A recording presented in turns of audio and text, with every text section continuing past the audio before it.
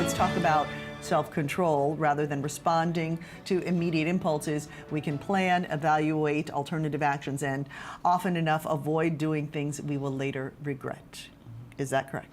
Yes, and that would be what happens after the self-awareness. In self-awareness, you take account of how you're feeling, what is going on inside of you, what is going on, what is the particular situation. But then you have to be able to control it. So just because you're aware of it, you can still act out impulsively. So there we work on being able to control our actions, whether it be by deep breathing, by taking a pause and thinking things through. By sometimes, if it's a situation that's very tense, saying, you know what, we should not discuss this now. Let's wait for a later moment.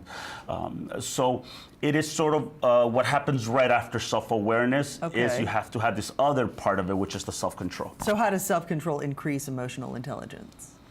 Part of emotional intelligence would be the way that you interconnect with other individuals, the way you express yourself, like you said, not doing things that you might regret later. So self-control automatically helps you not do actions that you might regret later. Okay.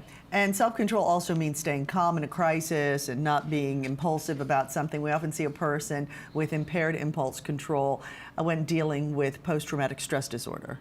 Is there a correlation there? I think there is a correlation, but with the post-traumatic stress syndrome, you have the autonomic nervous system, which is the sympathetic fight-flight nervous system that's activated. And then the responses that go with fight-flight are activated. And the person has to come back and say, I'm not in that war zone, and be aware of their space and come back to the here and the now. Because what's activated is the there and the then. And then there's the regret that comes after. That could be regret, or they could hurt themselves, they could hurt another human being, or sometimes they go through rituals, very obsessive rituals.